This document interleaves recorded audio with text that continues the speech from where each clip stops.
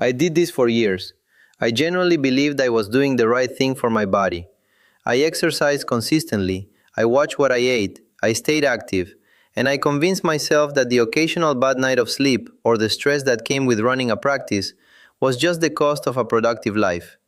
What I did not know, what nobody told me, and what most physicians still are not telling their patients today, is that three of the habits I thought were protecting me were quietly accelerating the destruction of the very cells my body depends on to repair, regenerate, and stay functional as I age. I am talking about stem cells. Not the embryonic kind you have heard debated in the news. Your own adult stem cells, the ones living right now in your bone marrow, your muscles, your intestinal lining, your brain.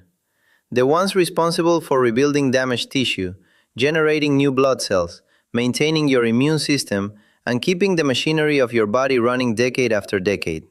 And the research I have been reviewing over the past several years, rigorous, peer-reviewed, published in journals like Cell Stem Cell, the Journal of Experimental Medicine, and Nature Communications, paints a picture that genuinely changes how I think about everyday health decisions. Roughly 37% of people over 60 in the United States are experiencing measurable declines in stem cell function without knowing it.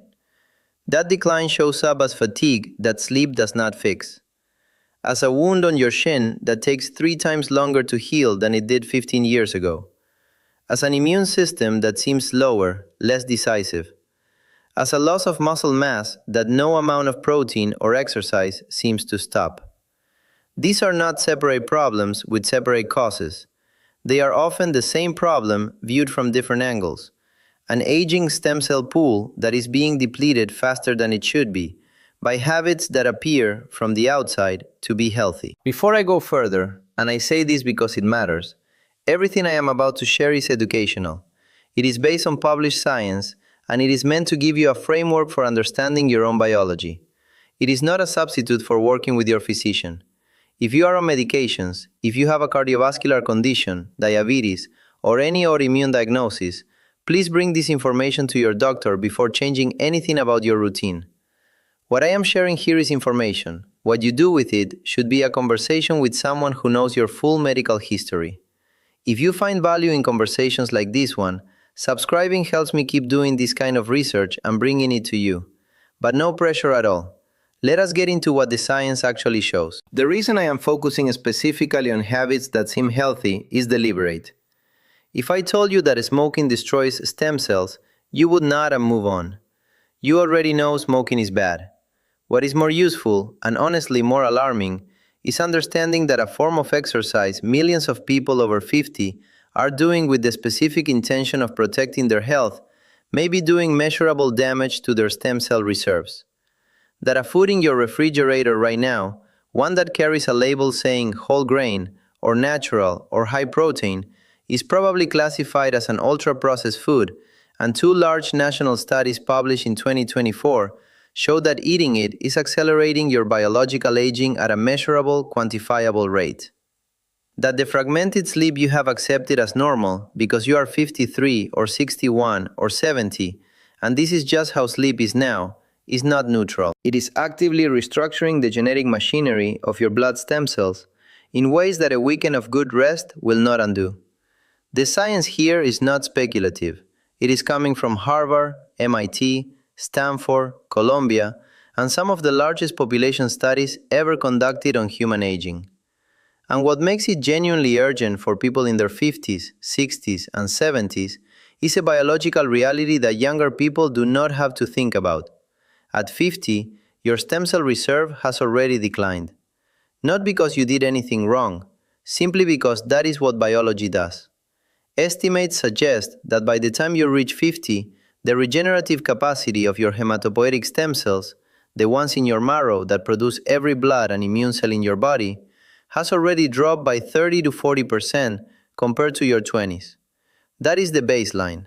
That is before any of the habits we are going to talk about enter the picture. The reason this matters is that when your reserve is already reduced, any additional stressor, any habit that accelerates stem cell depletion or dysfunction, has an exponentially larger effect than it would in a 25-year-old. You have less margin for error, which means the information in this conversation is not academic. it is practical, and it is time-sensitive. Let me start with the research, because I want you to see where these conclusions actually come from. In 2022, a team at Harvard Stem Cell Institute, Columbia University, and Massachusetts General Hospital published a study in the Journal of Experimental Medicine that I consider one of the most important and least discussed papers on aging from the last decade. What they investigated was deceptively simple. What does disrupted sleep actually do to your blood stem cells? Not your energy levels, not your mood, not your performance at work. The stem cells themselves, at the genetic level. What they found was this. Sleep disruption does not just leave your stem cells tired. It restructures their epigenome. To understand why that matters, think of your DNA as a library of instruction books. The epigenome is the system of flags and bookmarks that determines which books get opened and which stay on the shelf. Sleep disruption, chronic and accumulated, of the kind that tens of millions of adults over 50 experience as simply normal life, reprograms those flags. It changes which genetic instructions your stem cells are reading. It pushes them toward patterns of abnormal proliferation and exaggerated inflammatory response. In other words, it does not just slow your stem cells down, it changes what they do. The finding that made me stop and reread the paper 3 times was this. Recovery sleep did not fully reverse the damage. The epigenetic changes persisted. The researchers were measuring not just what happened during the disruption, but what happened after normal sleep resumed, and the stem cells did not return to baseline. The reprogramming was durable. An earlier study from 2015, published in Nature Communications by Rawls and colleagues, had already shown that sleep deprivation in donor animals reduced the ability of transplanted hematopoietic stem cells to engraft in recipients by more than 50%. The mechanism they identified involved a microRNA called miR19B. Sleep deprivation suppressed it, which in turn elevated SOX genes, which blocked the stem cells' ability to home to the bone marrow and establish themselves. What the 2022 Harvard paper added was the understanding that this was not just a temporary suppression. It was a lasting reprogramming. For someone in their 50s or 60s, this means something specific. You probably sleep less soundly than you did at 30.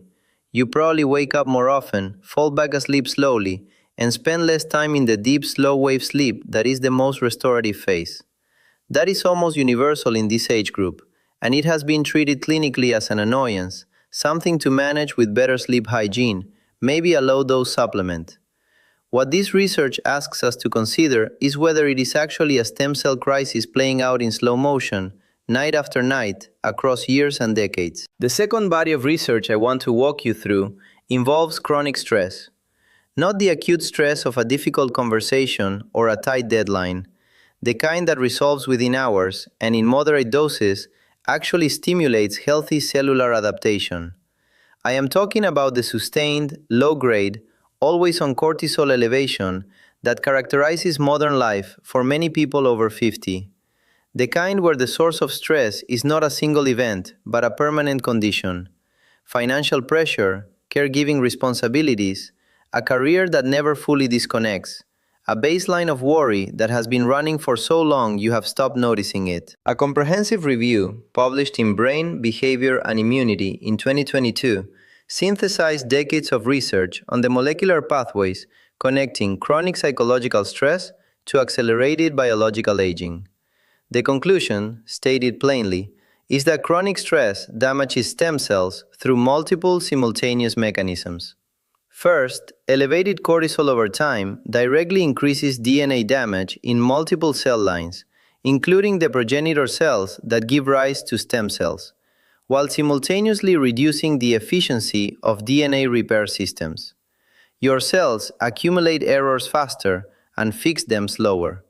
Second, chronic cortisol elevation causes mitochondrial dysfunction.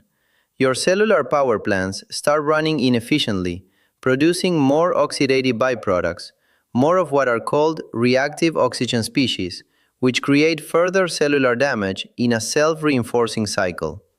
Third, and perhaps most insidiously, Chronic stress shortens telomeres. Telomeres are the protective caps at the ends of your chromosomes, and their length is one of the most well-validated markers of biological age we have. Chronic stress reduces the activity of telomerase, the enzyme responsible for maintaining telomere length, and accelerates the rate at which telomeres shorten with each cell division. Here is what makes this particularly significant for the 50-plus population. Research on adrenal aging documented that the baseline level of cortisol is already higher in older adults, and that the sensitivity of the HPA axis, the feedback system that is supposed to shut cortisol down once a stressor passes, becomes blunted with age. In a 25-year-old, cortisol spikes during stress and returns to baseline relatively quickly. In a 60-year-old, that spike tends to be higher, lasts longer, and the reset takes more time. The practical implication is that the same stressor produces a larger, longer cortisol burden in an older body. The damage accumulates faster. The margin for chronic stress, which was never generous, narrows further with every decade. A more recent review, published in Frontiers in Aging in 2026, confirmed the specific molecular cascade we are talking about. Stress chronically activates the HPA axis, which sustains elevated glucocorticoids, which drive mitochondrial dysfunction, which increases the production of reactive oxygen species, which creates oxidative damage in the very niches where stem cells reside and are supposed to be maintained. Each step in that chain has been measured. Each link has been demonstrated in human tissue. This is not a theoretical pathway. It is a documented series of events that is, in all likelihood, occurring right now in people who carry the kind of chronic stress load that modern life encourages us to normalize. I want to come now to the finding that I think will surprise the most people in this audience. Not the sleep research, not the stress data. Something you bought at a grocery store, probably this week, while actively trying to eat well. Ultra-processed foods. I want to be precise about what I mean, because the term gets thrown around loosely and often applied only to obvious junk food, fast food, candy, chips. That framing misses the point entirely, and it may be why you have been unknowingly consuming these foods while believing you were protecting yourself. The formal classification system used by researchers, called the NOVA system, defines ultra-processed foods not by their nutrient profile, but by the degree of industrial transformation they have undergone. An ultra-processed food is one that has been fractured apart from its original whole food matrix, combined with industrial additives, emulsifiers, colorants, flavor enhancers, modified starches, texturizers, and reassembled into a product that resembles, but is not, whole food. By that definition, the following items are ultra-processed. Packaged whole grain bread, even the kind labeled 100% whole wheat. Commercial fruit yogurts, including the ones marketed as probiotic and health-forward. Brand name granola. Nearly every protein bar currently sold in the United States. Most commercial plant-based milks that contain gums, oils, or synthetic added vitamins. Breakfast cereals, including the ones marketed as low sugar and heart healthy. If you looked at your breakfast this morning and feel confident it was healthy, there is a reasonable chance that some portion of it was ultra-processed by this definition.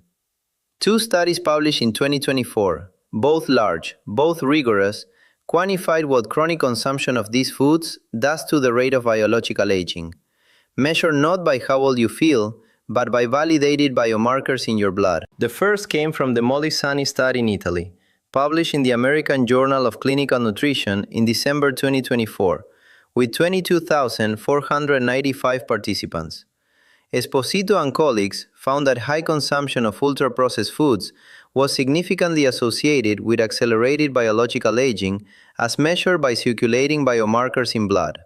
Not a marginal association, a statistically robust one in a sample large enough to have substantial statistical power. The second study used NHANES data, the National Health and Nutrition Examination Survey, which is as close to a nationally representative sample of American adults as research gets. Published in Age and Aging in November 2024 by Cardoso, Liu, Machado, and colleagues at Monash University and Columbia University, it found that for every 10% increase in the proportion of your daily calories coming from ultra-processed foods, The gap between your biological age and your chronological age increased by 2.4 months. Read that again slowly.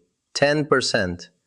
If 40% of your daily calories come from ultra-processed foods, which is actually below the American average according to CDC data, you may be carrying the equivalent of roughly 10 months of additional biological aging compared to someone eating the same total calories from minimally processed whole foods.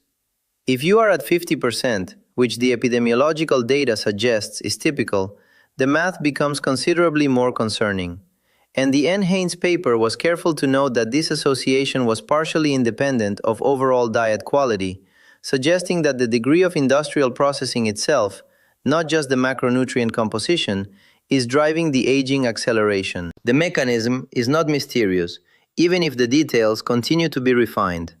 Ultra-processed foods consistently alter the gut microbiome in ways that increase intestinal permeability, trigger low-level immune activation, and elevate the markers of systemic inflammation, specifically interleukin-6, TNF-alpha, and C-reactive protein. That state of chronic low-grade inflammation, sometimes called inflammaging in the gerontology literature, is directly hostile to stem cell function. Stem cells do not exist in isolation. They live in carefully maintained microenvironments called niches, and those niches are extremely sensitive to inflammatory signals. When the niche is chronically inflamed, stem cells shift from a state of productive maintenance to a state of stress response. They either exhaust themselves trying to compensate, or they enter senescence, a state of suspended function that we will come back to, because it is the convergence point for all four stressors we are discussing today. Now I want to address the fourth habit. This is the one I was most personally reluctant to discuss, because it runs against a message that many physicians, myself included for a long time, have been giving patients consistently for decades. Excessive cardiovascular exercise without adequate recovery is a stem cell stressor. Let me be absolutely precise here, because I am emphatically not telling you that exercise is bad for your stem cells. The evidence says precisely the opposite. A landmark study published in Cell Stem Cell in April 2023 from research teams at Stanford University and Baylor College of Medicine conducted single-cell RNA sequencing on 435,628 individual cells across multiple tissues in young and aged mice, an extraordinary level of resolution, and produced what is now the most comprehensive atlas of how exercise affects the stem cell landscape of the aging body that has ever been published. The conclusion was clear. Moderate aerobic exercise reduces inflammatory signatures in muscle stem cells, neural stem cells, and hematopoietic stem cells simultaneously, and restores intercellular communication patterns characteristic of younger organisms. Exercise, done correctly, is one of the most powerful protective interventions for stem cell function in the aging body that we know of. The problem is, what happens when exercise stops being moderate, when recovery is insufficient, when the intensity and frequency are high enough that the body never fully returns to baseline between sessions before being stressed again.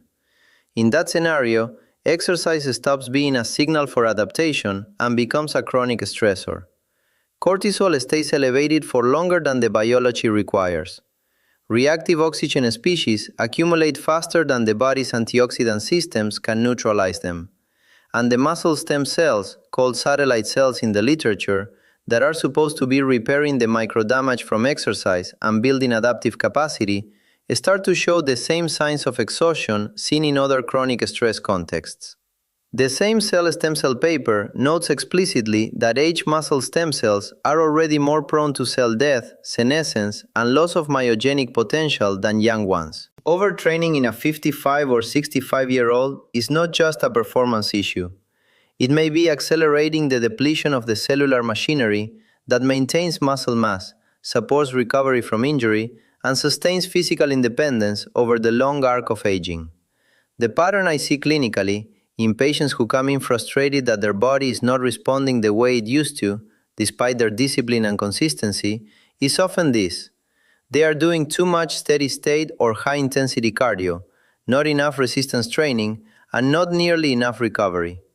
They have confused volume with benefit, and their bodies, at a cellular level, are paying a price that does not show up on a scale or in a performance metric, but that accumulates over years in the form of accelerated muscle loss, slower recovery from illness and injury, and a body that seems to be aging faster than their lifestyle should explain. Now I want to explain the mechanism that ties all four of these stressors together. Because disrupted sleep, chronic cortisol, ultra-processed foods, and excessive exercise without recovery do not damage your stem cells through four separate, unrelated pathways. They converge, they amplify each other, and the convergence point is a process called cellular senescence. When a stem cell is chronically stressed by cortisol, by oxidative damage, by inflammatory cytokines from a disrupted gut microbiome, by the accumulated failure of nightly epigenetic maintenance, it eventually reaches a threshold where it stops dividing and enters a dormant state. This is cellular senescence. And here is the part that is rarely explained clearly. Senescent cells do not simply stop working quietly. They begin secreting a cocktail of inflammatory molecules. Researchers call this the SASP, the senescence-associated secretory phenotype. That secretory profile acts on neighboring cells, promoting their senescence as well. It is a self-amplifying loop. Stress creates senescent stem cells. Senescent stem cells create more inflammation. More inflammation stresses the remaining functional stem cells, which accelerates their senescence. A finding referenced in a comprehensive 2025 review of hematopoietic stem cell aging makes this particularly concrete. The research found that even transient inflammatory exposures, not chronic ones, but single significant inflammatory events that fully resolved, could produce lasting reductions in functional hematopoietic stem cells. A year after the inflammation was gone, the bone marrow had not fully recovered its stem cell capacity. The system does not forgive and forget easily. The choices you are making now about how you manage sleep, how you handle chronic stress, what you eat, and how hard you push in exercise are not just affecting how you feel this week. They are shaping the stem cell reserve your body will have available for the next decade and beyond. Let me take a moment to draw these four mechanisms together in a way that makes the practical picture clearer. Think of your stem cell reserve as a savings account that you were born with a certain balance in, and that your body has been slowly drawing on since birth to fund its daily repair and maintenance operations. By 50, that balance is already meaningfully lower than it was at 25. That is not a disease. That is biology. But whether that balance continues to decline at a normal rate or begins accelerating towards zero depends enormously on the environment you create for those cells day in and day out. Poor sleep is not restoring the account. It is actively restructuring it in ways that make the existing balance less functional and less reliable. Chronic stress is like a high-fee account, draining a small but constant percentage of what is there. Ultra-processed foods are contaminating the environment around the account, making every withdrawal more costly and less precise. And excessive exercise without recovery is making withdrawals that are too large too frequently, before the account has had time to replenish. Those four things together, especially in combination, create a trajectory. And the trajectory is not predetermined, it is modifiable. The research showing that fasting refeeding cycles can restore aged hematopoietic stem cells to near youthful function is important precisely because it demonstrates the plasticity that remains in this system at almost any age. The stem cells are not simply counting down. They are responding to signals, right now, and the signals you send them through your daily choices are more powerful than most people, including most physicians, have been taught to appreciate. Here is what I want you to do with this information. Before anything else, understand that I am sharing a framework, not a prescription. Some of what follows will require a conversation with your doctor, particularly if you are on medications, have specific diagnoses, or are considering supplement protocols. Everything I am about to recommend has peer-reviewed evidence behind it. None of it is conjecture, and I will tell you clearly where the evidence is stronger and where it is more preliminary. As always, if you have any significant health conditions or take any medications, please speak with your physician before implementing the changes I am about to describe. This is the standard for responsible medicine, and I am not going to set it aside for the sake of sounding authoritative. The first and highest priority intervention, if you take nothing else from this conversation, is sleep quality and consistency. Not just quantity, though quantity matters. Consistency. The Harvard Epigenomics paper is clear that the circadian system, the internal biological clock that governs stem cell maintenance, responds to regularity more than to almost any other variable. Your stem cells are expecting sleep at a predictable time. Disrupting that expectation, even on weekends, compounds over time. Pick a time to go to bed. Pick a time to wake up. Hold those times 7 days a week, including weekends, for at least 4 weeks, and then evaluate how you feel. Most people who do this report a qualitative change in morning alertness within 10 to 14 days. Not dramatic, subtle, but different. For the environmental setup, your room temperature for sleep should be in the range of 65 to 68 degrees Fahrenheit, or 18 to 20 Celsius. This is the range in which deep, slow-wave sleep, the most restorative phase and the one that declines most sharply with age, is most readily accessible. Complete darkness matters more than most people realize. Melatonin production in people over 50 is already substantially lower than in younger adults. Any light exposure during the sleep window further suppresses the residual production. On caffeine, the metabolic clearance of caffeine slows significantly with age. In a 20-year-old, the biological half-life of caffeine runs roughly 4 to 5 hours.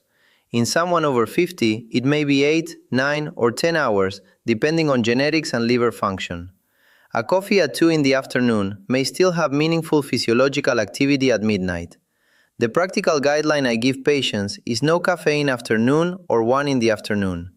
Try it for 2 weeks before deciding whether it makes a difference for you specifically. If you suspect sleep apnea, which is substantially underdiagnosed in this age group, and particularly in women, address that before anything else. Fragmented sleep from undiagnosed apnea overrides every other intervention. You cannot optimize stem cell maintenance through sleep if the sleep itself is being interrupted dozens of times per hour by apnea events. The second priority is restructuring how you exercise, not necessarily reducing it. The Cell Stem Cell 2023 Atlas study is explicit about the intensity range that produces stem cell benefit. Moderate aerobic exercise, what exercise physiology is called Zone 2. The intensity at which you can hold a conversation but are breathing noticeably harder than at rest. At this intensity, the research shows you are improving mitochondrial function, reducing systemic inflammation, and stimulating the intercellular communication patterns associated with younger biology, without generating the sustained cortisol elevation and oxidative burden that come with higher intensity efforts done too frequently. The target from the evidence base is approximately 150 minutes per week of Zone 2 exercise. For most people, this means 3 to 5 sessions of 30 to 45 minutes at a brisk walking, cycling, or swimming pace. The kind where you could narrate a podcast but would not want to give a speech.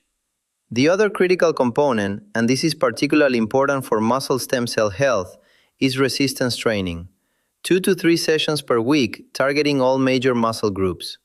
Resistance training is the most potent cellular signal we know of for keeping muscle satellite cells active and functional as we age.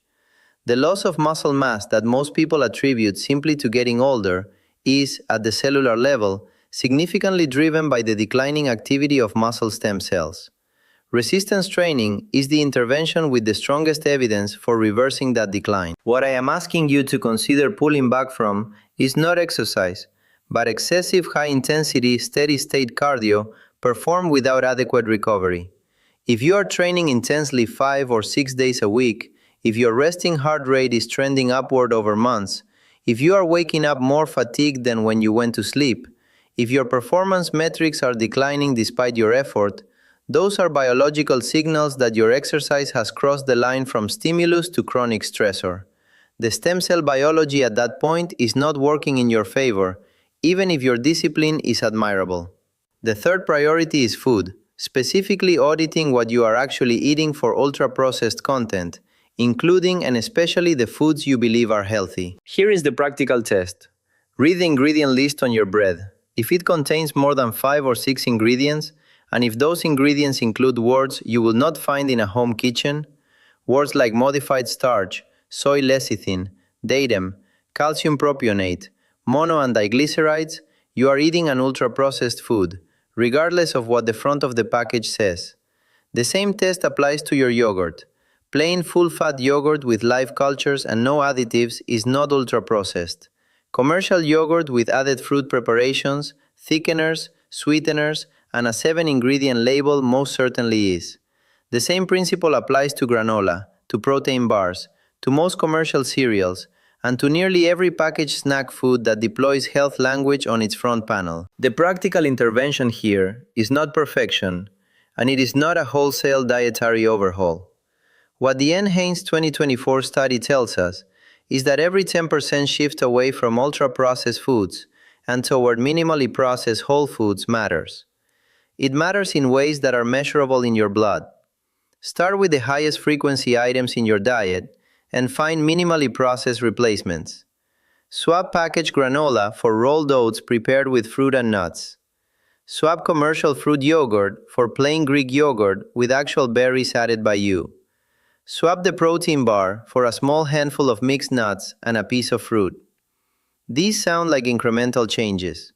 Compounded across weeks, months, and years, they are exactly the kind of shifts that the biological aging data suggests makes a meaningful, measurable difference. For the broader dietary pattern, the evidence points consistently towards several categories of food that support the cellular environment stem cells need.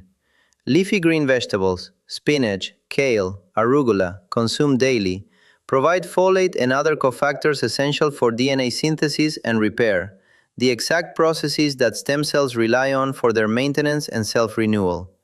Fatty fish, salmon, sardines, mackerel, 2 to 3 times per week, provides EPA and DHA omega-3 fatty acids that reduce the systemic inflammatory tone that we have identified as one of the primary environmental threats to stem cell niches.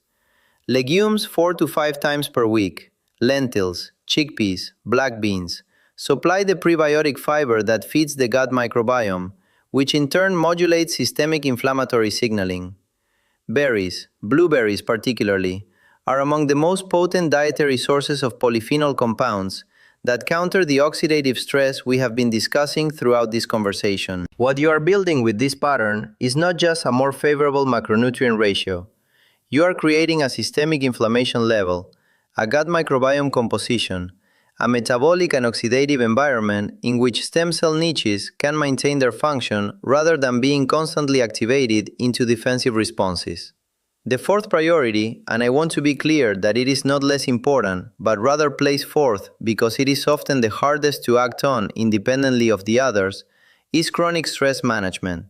Specifically, the goal of reducing sustained cortisol elevation. The intervention with the most consistent scientific evidence behind it is mindfulness meditation. Practice consistently for 10 to 20 minutes daily. I am aware that this recommendation meets resistance from some people who consider themselves too practical or too skeptical for it. What I would ask is that you set that skepticism aside temporarily and look at what the measurements actually show. Research, including work by Elizabeth Eppel and Elisa Eppel at UCSF, has measured the effect of sustained meditation practice on cortisol levels and on telomerase activity, the enzyme that protects and maintains telomere length. Regular meditators show measurably reduced cortisol and measurably increased telomerase activity compared to non-meditating controls. The mechanism is not mystical. It is the physiological consequence of repeatedly activating the parasympathetic nervous system and damping down the HPA axis. The fact that the practice feels simple or even counterintuitively unsophisticated does not change what it does at the molecular level. Time in natural outdoor environments is another intervention that is supported by more rigorous data than its simplicity suggests.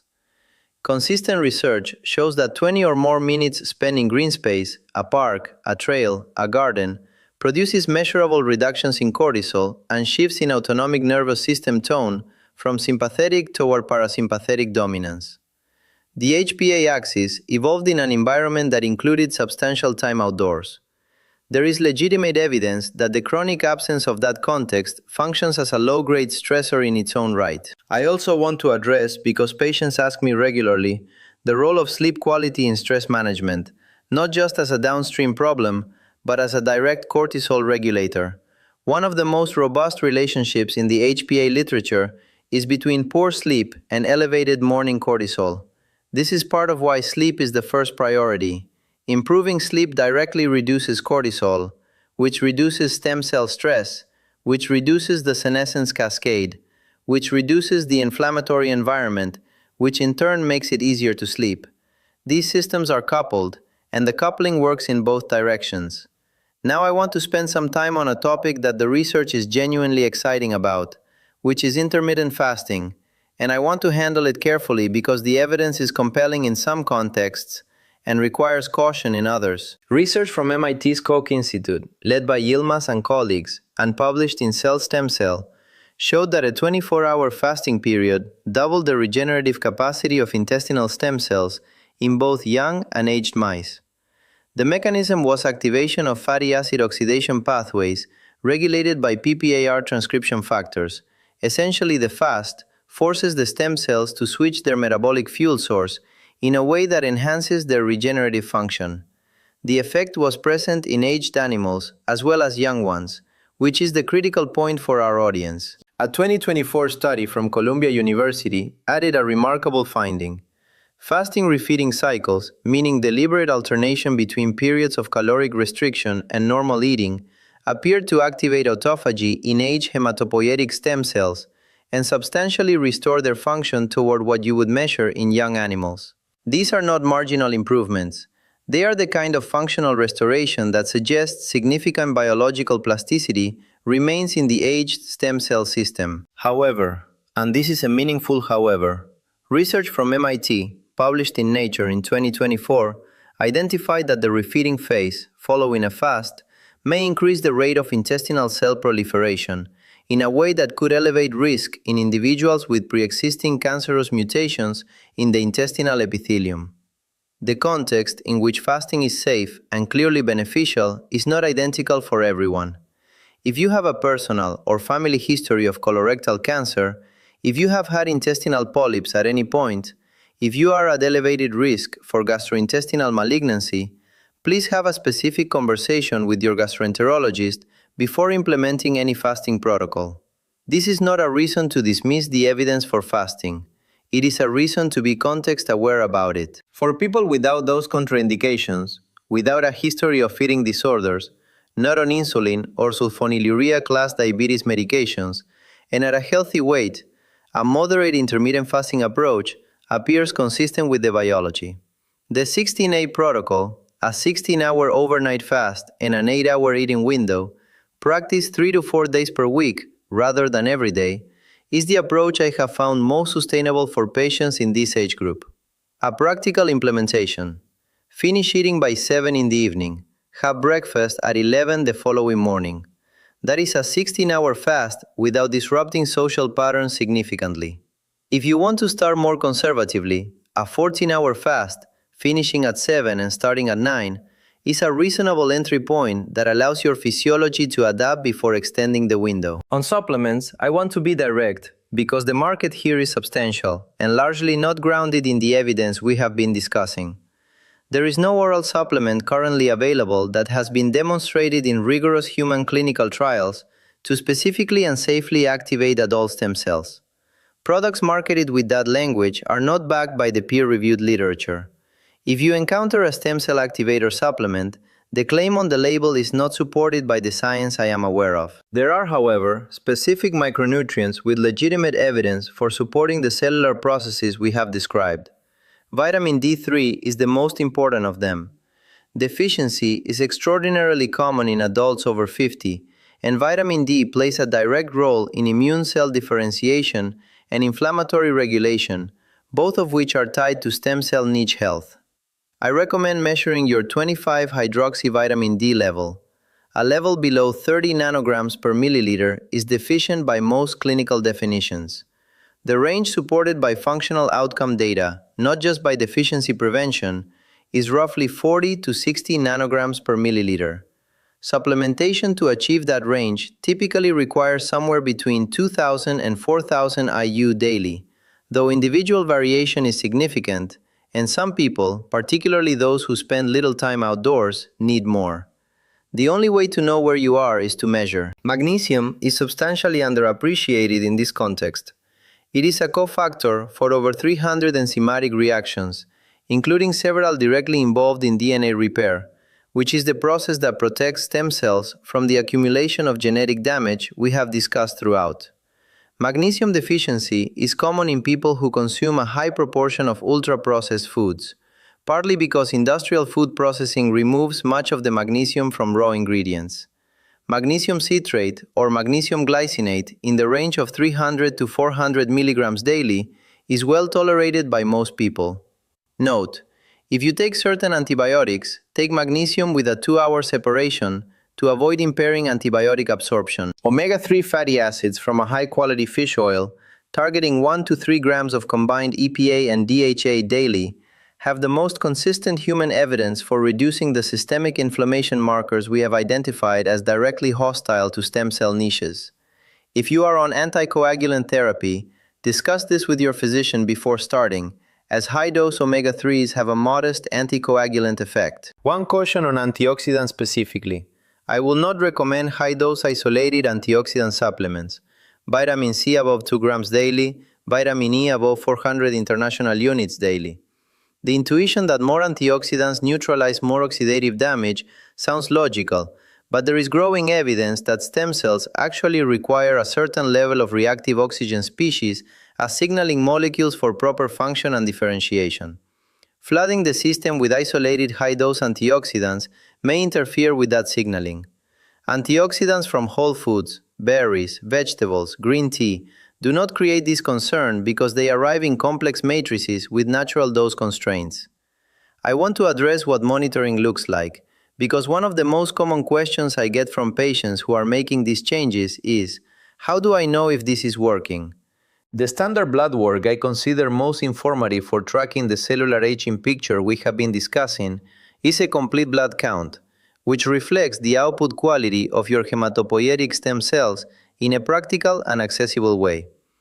If your CBC shows patterns of mild anemia, reduced platelet counts, or abnormal white cell differentials that are not fully explained by other causes, that is worth investigating as a possible stem cell signal.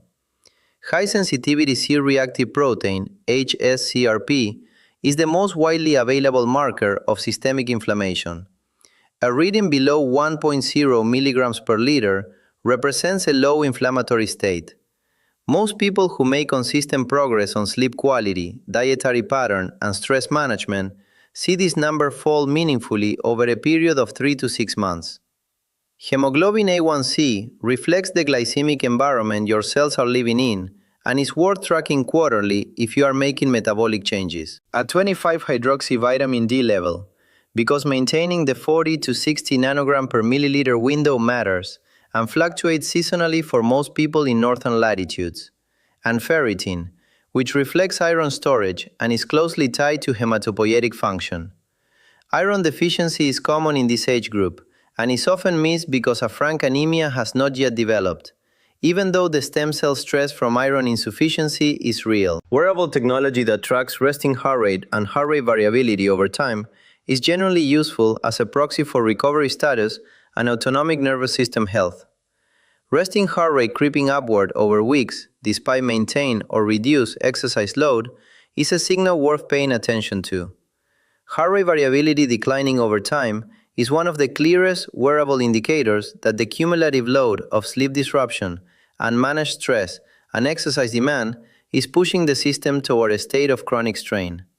You do not need to optimize these numbers obsessively, but tracking them provides a kind of biological feedback that was simply not available to previous generations, and it is worth using. What does a reasonable timeline look like? In the first 2 weeks, the most common shift people notice is subjective and subtle. A different quality of morning alertness. Not dramatically better necessarily, but different in character. A little more settled. A little less like you are fighting against the morning. If you are simultaneously reducing ultra-processed foods, expect the first 3 to 5 days to involve stronger than usual food cravings, because the flavor engineering in those products is sophisticated and deliberate. The cravings will pass. The biology on the other side of them is quieter and more stable. By the end of the first month, Blood markers that respond relatively quickly begin to move in people who have made meaningful changes in both sleep and dietary pattern. High sensitivity CRP in particular tends to be one of the earlier responders. Many people also report that exercise recovery feels meaningfully different, that the same workout leaves them less depleted the following morning. At the 2 to 3 month mark is typically when metabolic changes become visible in standard blood work. Fasting glucose and HbA1c respond on this timescale if meaningful dietary changes have been made.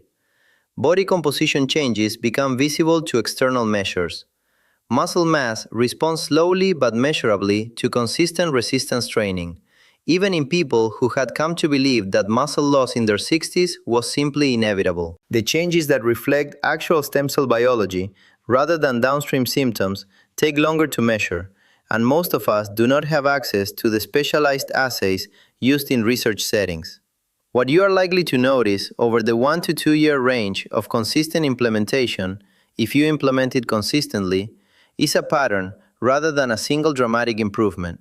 Fewer and shorter illness episodes because the immune output of healthier hematopoietic stem cells is more responsive and more precise. Better recovery from physical effort because muscle satellite cells are more functional. Wounds that heal more cleanly. A quality of physical resilience that does not show up as peak performance, but as a baseline that simply does not keep declining the way it was declining before. The research that I find most intellectually striking in everything I reviewed for this conversation is not about damage, it is about the capacity for restoration. The Columbia 2024 work showing that fasting refeeding cycles could almost normalize the function of aged hematopoietic stem cells toward what you see in young animals is significant not as a practical prescription, but as a proof of principle. The aging stem cell system retains far more plasticity than the field understood even 5 years ago. Your stem cells are not passively counting down to a fixed endpoint.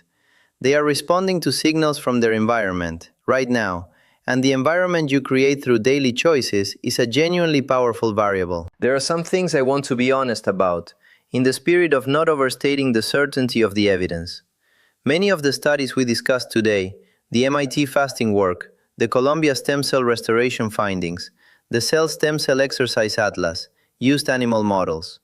The translation to human biology is supported by mechanistic plausibility and by human epidemiological data showing consistent patterns, but the rigorous controlled trials in human subjects that would let us state specific quantitative predictions with certainty have not all been done.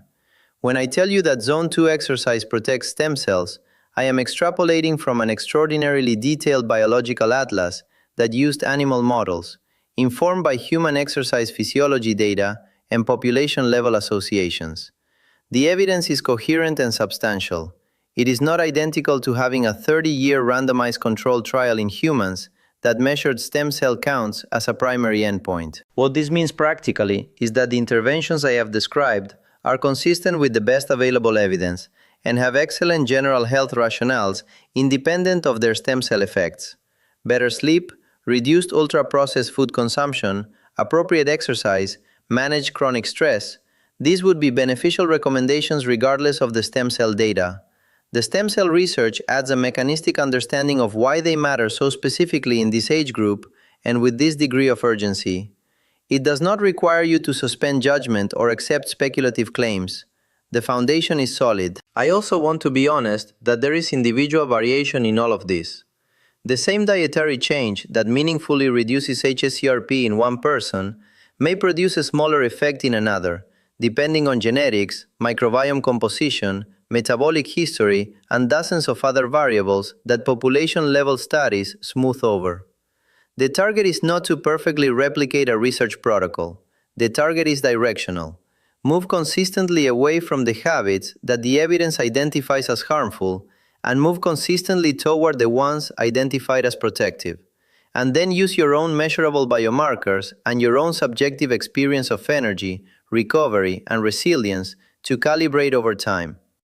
There is one more thing I want to say before we close. People in their 50s and 60s have grown up in a medical culture that largely treated aging as something to manage and slow at best, but not meaningfully reverse.